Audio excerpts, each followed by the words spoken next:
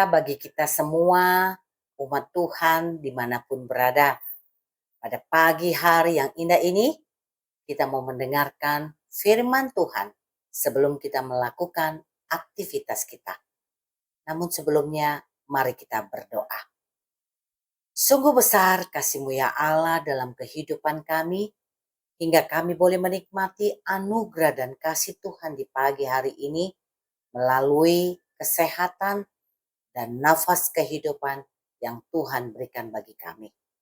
Bapa, sebentar kami akan mendengarkan firman Tuhan. Bukakanlah hati dan pikiran kami. Roh Kudus-Mu yang selalu menuntun dan membimbing kami, supaya kami mengerti apa yang menjadi kehendak Tuhan dalam hidup kami. Engkau juga Tuhan yang memampukan dan memperlengkapi hamba-Mu yang akan memberitakan firman-Mu. Dalam nama Tuhan Yesus Kristus, kami berdoa dan mengucap syukur. Haleluya. Amin. Saudaraku yang terkasih dalam nama Tuhan Yesus Kristus, firman Tuhan yang menjadi renungan bagi kita di pagi hari yang indah ini tertulis dalam 1 Raja-Raja 3 ayat yang ke-11 sampai ayat yang ke-12. Jadi berfirmanlah Allah kepadanya, oleh karena engkau telah meminta hal yang demikian dan tidak meminta umur panjang atau kekayaan atau nyawa musuhmu, melainkan pengertian untuk memutuskan hukum. Maka sesungguhnya aku melakukan sesuai dengan permintaanmu itu. Sesungguhnya aku memberikan kepadamu hati yang penuh hikmat dan pengertian. Sehingga sebelum engkau tidak ada seorang pun seperti engkau. Dan sesudah engkau takkan bangkit seorang pun seperti engkau. Amin. Demikian firman Tuhan. Saudaraku yang terkasih dalam nama Tuhan Yesus Kristus, tentu kita semua tahu siapa itu Raja Salomo. Raja Salomo adalah anak daripada Raja Daud. Raja Salomo menggantikan ayahnya sebagai raja bangsa Israel. Saudaraku yang terkasih, Raja Salomo sangat mengidolakan ayahnya, yaitu Raja Daud, karena kesetiaannya yang selalu hidup benar dan jujur terhadap Allah, serta bergaul karib dengan Allah. Oleh karena itu saudaraku yang terkasih, Raja Salomo menunjukkan kasihnya kepada Tuhan dengan hidup menurut ketetapan Daud ayahnya. Saudaraku yang terkasih, di Gibeon, di tempat di mana Raja Salomo mempersembahkan korban bakaran atau korban syukur kepada Tuhan atas penyertaan Tuhan di dalam kehidupan Raja Salomo. Di tempat itu Tuhan menampakkan dirinya kepada Raja Salomo dalam mimpinya waktu malam hari. Ketika itu Tuhan berfirman kepada Raja Salomo, mintalah apa yang hendak kuberikan kepadamu. Sungguh luar biasa keistimewaan yang diberikan Tuhan kepada Raja Salomo. Raja Salomo tinggal meminta apa yang harus Tuhan berikan kepadanya. Dalam hal ini saudaraku, Tuhan sangat tahu dan sangat mengetahui apa yang ada di dalam benak pikiran Raja Salomo ketika itu. Ketika dia dinobatkan jadi raja bangsa Israel, bangsa yang besar, usia daripada Raja Salomo pada saat itu sungguh sangat muda. Dan dia tidak berpengalaman untuk memimpin suatu bangsa. Saudaraku yang terkasih dalam nama Tuhan Yesus Kristus, Bagaimana hal ini bila diperhadapkan di dalam kehidupan kita, di mana Tuhan mempertanyakan kepada kita, apa yang aku harus berikan kepadamu? Tuhan menyatakan hal demikian kepada kita. Tentu kita jangan munafik untuk hal ini, di mana kesempatan-kesempatan yang diberikan Tuhan, tentu kita meminta yang lebih baik, yang lebih baik.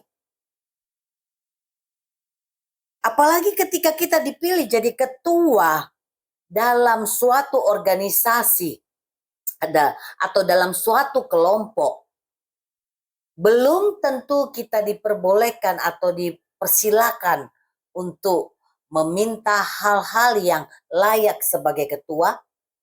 Kita sudah memberikan perincian atau sudah memberikan garis-garis yang harus kita peroleh kalau kita menjadi ketua. Apalagi sebagai raja, saudaraku, yang dialami oleh Raja Salomo. Raja yang memimpin bangsa yang besar. Pastilah di benak kita, ia akan meminta kekayaan, kesejahteraan hidup, kekalahan musuh, dan lain sebagainya yang menyukakan hatinya atau kalangannya, atau yang menyukakan kedagingan kita saja. Saudaraku yang terkasih dalam nama Tuhan Yesus Kristus, beda dengan Raja Salomo.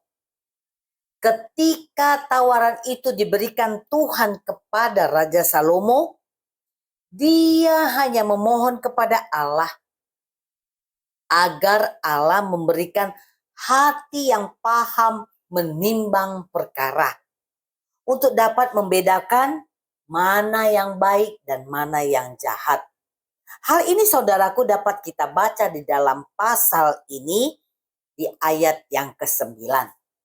Saudaraku yang terkasih dalam nama Tuhan Yesus Kristus, dengan permohonan Raja Salomo tersebut, Allah memenuhi permohonannya, yaitu jelas kita dapat baca di dalam ayat yang ke-11 dan ayat ke-12 pasal ini, sesuai nats renungan kita pada hari ini. Dalam hal ini saudaraku, Raja Salomo tidak mementingkan dirinya sendiri atau kalangannya. Ketika Raja Salomo meminta hikmat saja kepada Allah, tetapi Allah memenuhi atau memberikan apa yang tidak disebutkan oleh Raja Salomo juga, yaitu dia diberikan kekayaan, diberikan kemuliaan, diberikan umur yang panjang.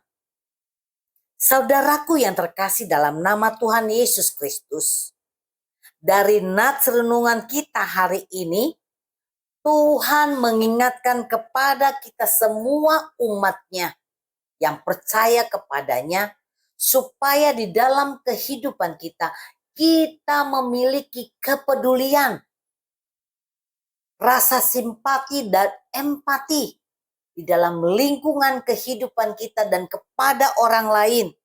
Kita saling mengasihi sesama kita, tidak egois, tidak sombong, dan kita harus selalu bersyukur dan tetap bergaul karib dengan Tuhan, serta berkomunikasi yang intim terhadap Tuhan melalui doa-doa syafaat kita. Kapanpun dan dimanapun, tetaplah kita mengandalkan Tuhan. Apalagi kita dalam menghadapi pergumulan hidup atau persoalan hidup yang sangat berat, yang menurut kita tidak mampu menghadapinya, serahkan kepada Tuhan. Dia akan memberikan solusi yang terbaik bagi kita. Oleh karena itu saudaraku yang terkasih, marilah kita umat Tuhan menjadi pelaku-pelaku firman Tuhan yang nyata di dalam kehidupan kita. Amin. Mari kita berdoa. Sungguh mulia kasih-Mu dalam kehidupan kami ya Bapa. Engkau mengingatkan kami dan mengajarkan kami untuk kami terus mengandalkan Engkau di dalam kehidupan kami. Dan menyerahkan hidup kami dibentuk hari lepas hari supaya menjadi kesukaan bagimu ya Bapa. Jadikan kami pelaku-pelaku daripada firman-Mu di dalam kehidupan kami. Mampukan kami Tuhan sebagai umat-Mu yang percaya kepada Engkau ya Allah. Bapa, kami juga berdoa di pagi hari ini buat seluruh hamba-hamba-Mu Tuhan yang Engkau utus kemanapun mereka berada. Kemanapun mereka Engkau utus, ke pelosok-pelosok muka bumi ini yang tidak terjangkau oleh banyak orang.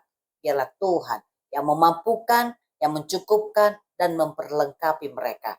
Supaya melalui hamba-Mu ini Bapa, berita kabar baik tentang Engkau boleh tersampaikan kepada seluruh umat-Mu yang ada di muka bumi ini. Sehingga menyatakan Engkaulah Tuhan dan Juru Selamat yang hidup. Terima kasih Bapa. Sebentar kami akan melanjutkan aktivitas kami. Mampukan kami. Tuntun kami Bapa. Supaya apa yang kami kerjakan semua berhasil dan menjadi berkat bagi kehidupan kami. Secara pribadi, keluarga, dan orang-orang di sekitar kami. Dalam nama Tuhan Yesus Kristus, kami berdoa dan mengucap syukur. Haleluya. Kasih anugerah dari Tuhan Yesus Kristus. Kasih setia dari Allah Bapa. Dan penyertaan daripada Roh Kudus. Kiranya menyertai kita saat ini sampai selama-lamanya. Amin. Tuhan Yesus memberkati. Selamat beraktivitas.